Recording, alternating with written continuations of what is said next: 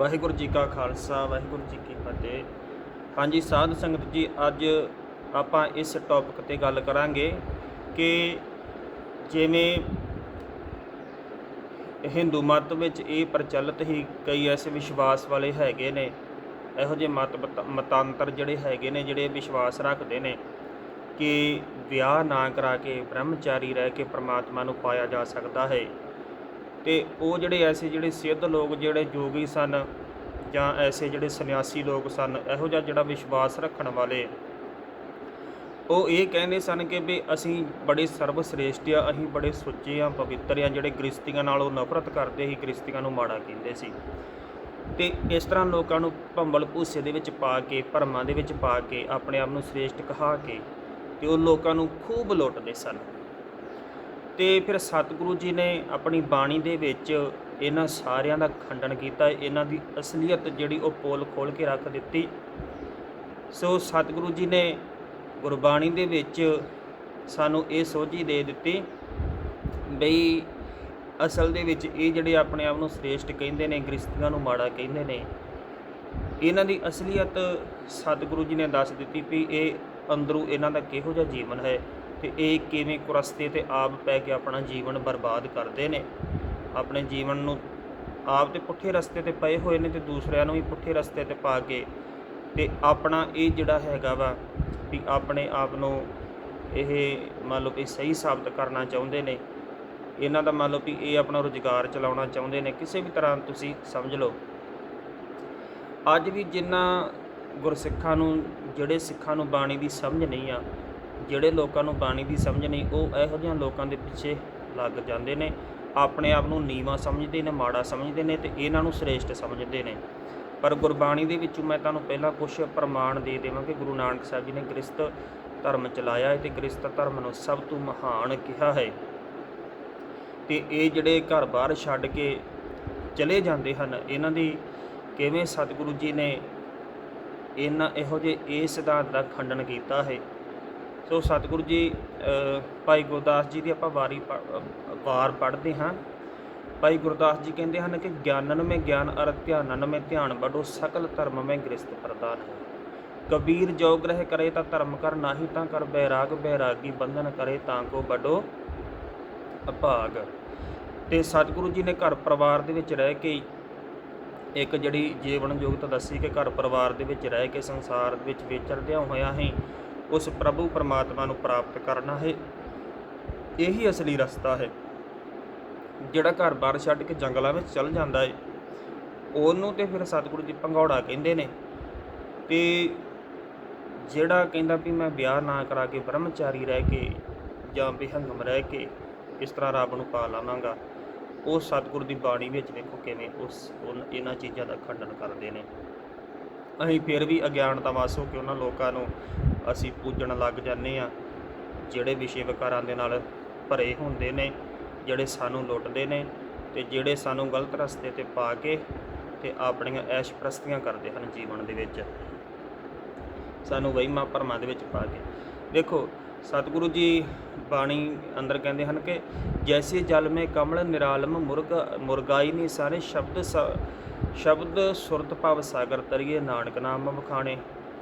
ਕਿ ਘਰ ਪਰਿਵਾਰ ਦੇ ਵਿੱਚ ਰਹਿ ਕੇ ਵਾਹਿਗੁਰੂ ਦੇ ਨਾਮ ਨਾਲ ਸੁਰਤ ਨੂੰ ਜੋੜ ਕੇ ਤੇ ਭਵ ਸਾਗਰ ਤੋਂ, ਸੰਸਾਰ ਸਮੁੰਦਰ ਤੋਂ ਤਰਿਆ ਜਾ ਸਕਦਾ ਹੈ। ਤੇ ਜਿਹੜੇ ਜੰਗਲਾਂ ਵਿੱਚ ਲੱਭਣ ਜਾਂਦੇ ਨੇ, ਸਤਿਗੁਰੂ ਜੀ ਕਹਿੰਦੇ ਹਨ ਕਿ ਕਾਹੇ ਰੇ ਬਨ ਖੋਜਣ ਜਾਈ, ਸਰਬ ਨਿਵਾਸੀ ਸਦਾ ਅਲੇਪਤ ਤੋਹੀ ਸੰਗ ਸਮਾਈ। ਉਹ ਮਤ ਜਿਉ ਬਾਸ ਬਸਤਾ ਹੈ ਮੁਕਰ ਮਾਹੇ, ਜੈਸੇ ਛਾਈ ਤੈਸੇ ਹੀ ਘਟ ਬਸੇ ਨਿਰੰਤਰ, ਤੈਸੇ ਹੀ ਹਰ ਬਸੇ ਨਿਰੰਤਰ, ਘਟ ਹੀ ਖੋਜੋ ਭਾਈ। ਕਿਉਂਕਿ ਵਾਹਿਗੁਰੂ ਕਹਿੰਦੇ ਵੀ ਤੇਰੇ ਅੰਦਰ ਵਸਦਾ ਹੈ। ਘਰ ਹੀ ਮੈਂ ਅੰਮ੍ਰਿਤ ਭਰਪੂਰ ਹੈ, ਮਨ ਮੁਖਾ ਸਾਧਨ ਆਇਆ, ਜਿਉ ਕਸਤੂਰੀ ਮਿਰਗ ਨਾ ਜਾਣੇ ਭਰਮ ਦਾ ਭਰਮ ਭੁਲਾਇਆ। ਸੋ ਸੈਂਕੜੇ ਹਜ਼ਾਰਾਂ ਪ੍ਰਮਾਣ ਬਾਣੀ ਵਿੱਚੋਂ ਦਿੱਤੇ ਜਾ ਸਕਦੇ ਹਨ ਇਸ ਦੇ ਵਾਸਤੇ। ਤੇ ਸਿੱਧਾਂ ਨਾਲ ਜਦੋਂ ਸਤਿਗੁਰੂ ਜੀ ਦੀ ਜਿਹੜੀ ਗੋਸ਼ਟੀ ਹੋਈ ਸੀ ਪਹਿਲੀ ਵਾਰ ਦੀ 40ਵੀਂ ਪੌੜੀ ਦੇ ਵਿੱਚ, ਖਾਦੀ ਖੂਨ ਸੇ ਜੁਗੀਸ਼ਰਾਂ ਗੋਸ਼ਟ ਕਰਨ ਸਭੇ ਉੱਠ ਆਈ, ਪੁੱਛੇ ਜੋਗੀ ਭੰਗਰਨਾਥ ਤੋਹੇ ਦੁੱਧ ਵਿੱਚ ਕਿਉਂ ਕਾਂਜੀ ਪਾਈ, ਫਿੱਟਿਆ ਚਾਟਾ ਦੁੱਧ ਦਾ ਰਿੜਕਿਆ ਮੱਖਣ ਹੱਥ ਨਾ ਆਈ, ਭੇਖ ਉਤਾਰ ਉਦਾਸ ਦਾ ਵਤ ਕਿਉਂ ਸੰਸਾਰੀ, ਰੀਤ ਚਲਾਈ ਨਾਨਕ ਆਖੇ ਭੰਗਰਨਾਥ ਤੇਰੀ ਮਾਂ ਕੋ ਚੱਜੀ ਆਹੀ, ਭਾਂਡੇ ਧੋਏ ਨਾ ਜਾਤਿਆਨ ਭਾਂਡਾ ਧੋਏ ਨਾ ਜਾਤੇ ਉਹਨ ਭਾਏ ਕੁਚੱਜੇ ਫੁੱਲ ਸੜਾਈ ਹੋਏ ਅਤੀਤ ਗ੍ਰਸਤ ਤਜ ਫਿਰ ਉਨਹੂ ਕੇ ਕਰ ਮੰਗਣ ਜਾਈ ਬਿਨ ਦਿੱਤੇ ਕਛ ਹੱਥ ਨਾਈ। ਜਿਹੜੇ ਗ੍ਰਸਤੀਆਂ ਨੂੰ ਤੁਸੀਂ ਮਾੜਾ ਕਹਿੰਦੇ ਹੋ, ਨਿੰਦਦੇ ਹੋ, ਜਦੋਂ ਤੁਹਾਨੂੰ ਭੁੱਖ ਲੱਗਦੀ ਫਿਰ ਉਹਨਾਂ ਦੇ ਹੱਥਾਂ ਦਾ ਹੀ ਤੁਸੀਂ ਬਣਿਆ ਹੋਇਆ ਪ੍ਰਸ਼ਾਦਾ ਪਾਣੀ ਛਕਦੇ ਹੋ। ਸੋ ਇਸ ਤਰ੍ਹਾਂ ਕਰਕੇ ਸਤਿਗੁਰੂ ਜੀ ਨੇ ਇਹਨਾਂ ਦੇ ਮਤ ਦਾ ਇਹ ਖੰਡਨ ਕੀਤਾ ਹੋਇਆ ਹੈ। ਤੇ ਜਿਹੜਾ ਕਹਿੰਦਾ ਕਿ ਬ੍ਰਹਮਚਾਰੀ ਰਹਿ ਕੇ ਵਿਆਹ ਨਾ ਕਰਾ ਕੇ ਪ੍ਰਮਾਤਮਾ ਨੂੰ ਪਾ ਸਕਦਾ, ਸਤਿਗੁਰੂ ਜੀ ਕਹਿੰਦੇ ਨੇ ਵੀ ਇਹੋ ਜਿਹੇ ਲੋਕ ਜਿਹੜੇ ਹੁੰਦੇ ਨੇ, ਜਿਵੇਂ ਸਵਈਆ ਹੈ ਨਾ ਗੁਰੂ ਗੋਬਿੰਦ ਸਿੰਘ ਜੀ ਦਾ ਅਕਾਲ ਉਸਤਤ ਦੇ ਵਿੱਚ 71 ਨੰਬਰ ਸਵਈਆ, ਕੂਕਮਾ ਲਹਾਰੀ ਕਜ ਗਦ ਹਵੇ ਭੂਤ ਧਾਰੀ ਗਿਦੂਆ ਮਸਾਨ ਬਸ ਕਰੇ ਹੋਈ ਕਰਤਾ ਹੈ ਕੁੱਗੂ ਮੱਟ ਬਾਸੀ ਲੱਗੇ ਡੋਲਤ ਉਦਾਸੀ ਮ੍ਰਿਗ ਤਰਵਰ ਸਦੀਵ ਮੁਣ ਸਦ ਹੀ ਮਰਤ ਹੈ ਬੇਂਦ ਕੇ ਸਦਈਆ ਤਾਹੀ ਹਿਜ ਕੇ ਵਡਈਆ ਦੇਤ ਬੰਦਰਾ ਸੰਦੀਪ ਪਾਏ ਨੰਗ ਹੀ ਫਿਰਤ ਹੈ ਅੰਗਣਾ ਅਧੀਨ ਕਾਮ ਕ੍ਰੋਧ ਮੈਂ ਪ੍ਰਬੀਨ ਏਕ ਨਾਮ ਕੇ ਵਿਹੀਨ ਸ਼ੀਨ ਕੈਸੇ ਕਿ ਤਰਤ ਹੈ। ਸਤਿਗੁਰੂ ਜੀ ਨੇ ਇੱਥੇ ਜਿਹੜਾ ਕਹਿੰਦਾ ਕਿ ਮੈਂ ਵਿਆਹ ਨਹੀਂ ਕਰਾਉਣਾ ਤੇ ਰੱਬ ਨੂੰ ਪਾਉਣਾ, ਸਤਿਗੁਰੂ ਜੀ ਕਹਿੰਦੇ ਇਹੋ ਜਿਹੇ ਲੋਕ ਨਾ ਕਾਮ ਕ੍ਰੋਧ ਹੰਕਾਰ ਦੇ ਨਾਲ ਭਰੇ ਹੁੰਦੇ ਨੇ ਤੇ ਇੰਨੇ ਕੁਕਰਮ ਕਰਦੇ ਨੇ, ਇੰਨੇ ਪਾਪ ਕਰਦੇ ਹਨ ਵੀ ਜਿਹਦਾ ਕੋਈ ਅੰਤ ਹੀ ਨਹੀਂ ਹੁੰਦਾ। ਇਹੋ ਜਿਹੇ ਲੋਕ ਕਿਵੇਂ ਰੱਬ ਨੂੰ ਮਿਲ ਸਕਦੇ ਹਨ? ਇਹ ਲੋਕ ਹਿਜੜੇ ਹਨ, ਹੀਜ ਕੇ ਵਡਈਆ। ਇਹਨਾਂ ਨੂੰ ਤੇ ਹਿਜੜਿਆਂ ਦੇ ਬਰਾਬਰ ਹੀ ਇਹਨਾਂ ਦੀ ਵਡਿਆਈ ਦਿੱਤੀ ਜਾ ਸਕਦੀ ਹੈ। ਇਹਨਾਂ ਨੂੰ ਘੁੱਗੂ ਮੱਟ ਬਾਸੀ ਲੱਗੇ ਡੋਲਤ ਉਦਾਸੀ, ਜਿਵੇਂ ਹਿਰਨ ਘਰ ਬਾਹਰ ਛੱਡ ਕੇ, ਜਿਵੇਂ ਜੰਗਲਾਂ ਵਿੱਚ ਉਹ ਵੀ ਭਟਕਦਾ ਹੈ, ਉਹ ਤੇ ਟੱਕਰਾਂ ਮਾਰਦਾ, ਇਸੇ ਤਰ੍ਹਾਂ ਜਿਹੜੇ ਘਰ ਬਾਹਰ ਛੱਡ ਕੇ ਜਾਂਦੇ ਨੇ ਉਹ ਵੀ ਹਿਰਨ ਵਾਂਗੂ ਟੱਕਰਾਂ ਮਾਰਦੇ ਰਹਿੰਦੇ ਨੇ। ਸੋ ਇਸ ਤਰ੍ਹਾਂ ਅਨੇਕਾਂ ਹੀ ਜਿਹੜੇ ਪ੍ਰਮਾਣ ਨੇ, ਜੋਗ ਨਾ ਭਗਵੀ ਕੱਪੜੇ ਜੋਗ ਨਾ ਮੈਲੇ ਵੇਸ ਨਾਨਕ ਘਰ ਬੈਠਾ ਜੋਗ ਪਾਈਏ ਸਤਿਗੁਰ ਕੇ ਉਪਦੇਸ਼ ਹਿਰਦੇ ਨਾਮ ਵਸਾਇਓ ਘਰ ਬੈਠੇ ਗੁਰੂ ਧਿਆਇਓ। ਸੋ ਹਜ਼ਾਰਾਂ ਹੀ ਪ੍ਰਮਾਣ ਗੁਰਬਾਣੀ ਦੇ ਦਿੱਤੇ ਜਾ ਸਕਦੇ ਹਨ ਕਿ ਵਾਹਿਗੁਰੂ ਪ੍ਰਮਾਤਮਾ ਨੂੰ ਸੰਸਾਰ ਦੇ ਵਿੱਚ ਰਹਿ ਕੇ ਹੀ ਪ੍ਰਮਾਤਮਾ ਦੇ ਨਾਲ ਸੁਰਤ ਜੋੜ ਕੇ ਉਸ ਨੂੰ ਪਾਇਆ ਜਾ ਸਕਦਾ। ਇਹ ਗੁਰੂ ਨਾਨਕ ਦੇਵ ਜੀ ਦਾ ਮੱਤ ਹੈ। ਜਿਹੜਾ ਦੂਸਰਾ ਮੱਤ ਹੈਗਾ ਏ ਕਿ ਬਿਹੰਗਮ ਦਾ ਮਤਲਬ ਹੁੰਦਾ ਪੰਛੀ, ਪੰਛੀ ਤੋਂ ਭਾਵ ਮੁਰਗਾਬੀ, ਤੇ ਮੁਰਗਾਬੀ ਦੀ ਹੀ ਤੇ ਸਤਿਗੁਰੂ ਜੀ ਨੇ ਉਦਾਹਰਣ ਦਿੱਤੀ, ਜੈਸੇ ਜਲ ਮੇ ਕਮਲ ਨਿਰਾਲਮ ਮੁਰਗਾਈ ਨੇ ਸਨ। ਸੋ ਉਹੀ ਉਦਾਹਰਣ ਦਿੱਤੀ ਹੈ। ਗੱਗਾ ਗੁਰ ਕੇ ਬਚਨ ਸਮਾਨਾ ਦੂਜੀ ਬਾਤ ਨਾ ਧਰੀ ਕਾਨਾ ਰਹੇ ਬਿਹੰਗਮ ਕਤਹਿ ਨਾ ਜਾਈ ਅੱਗੇ ਗਹਿ ਗਹਿ ਚਰਨ ਸਮਾਈ। ਬਿਹੰਗਮ ਉਹ ਪੰਛੀ, ਜਿਵੇਂ ਮਨੁੱਖ ਜਿਹੜਾ ਹੁੰਦਾ ਉਹ ਸੰਸਾਰ ਦੇ ਵਿੱਚ ਰਹਿੰਦਾ ਪਰ ਸੰਸਾਰ ਦੇ ਨਾਲ ਕੋਈ ਮੋਹ ਨਹੀਂ ਪਾਉਂਦਾ। ਜਿਵੇਂ ਇੱਕ ਪੰਛੀ ਰਾਤ ਨੂੰ ਦਰਖਤ 'ਤੇ ਆ ਕੇ ਬੈਠਾ, ਸਵੇਰੇ ਉੱਡ ਗਿਆ, ਉਸ ਦਰਖਤ ਦੇ ਨਾਲ ਕੋਈ ਮੋਹ ਨਹੀਂ ਪਾਇਆ ਤੇ ਉਹ ਕੇਵਲ ਪ੍ਰਮਾਤਮਾ ਦੀ ਸਿਫਤ ਸਲਾਹ ਕਰਦਾ ਏ, ਬਾਣੀ ਪੜ੍ਹਦਾ ਸੁਣਦਾ ਏ। ਦੂਜੀ ਗੱਲ ਉਹ ਕੋਈ ਆਪਣੇ ਕੰਨਾਂ ਦੇ ਵਿੱਚ ਪੈਣ ਹੀ ਨਹੀਂ ਦਿੰਦਾ ਸੰਸਾਰੀ ਦੁਨਿਆਵੀ ਕੋਈ ਗੱਲ, ਉਹੋ ਜਿਹੀ ਗੱਲ ਕਿ ਜਿਹੜੀ ਰੱਬ ਨਾਲੋਂ ਤੋੜਦੀ ਹੋਵੇ, ਜਿਸ ਨਾਲ ਉਹ ਉਹਨਾਂ ਬੋਲਾਂ ਨੂੰ ਆਪਣੇ ਕੰਨਾਂ ਵਿੱਚ ਨਹੀਂ ਪੈਣ ਦਿੰਦਾ ਕਿ ਜਿਹੜੇ ਬੋਲਾਂ ਦੇ ਨਾਲ ਇਹ ਰੱਬ ਨਾਲੋਂ ਟੁੱਟ ਜਾਵੇ।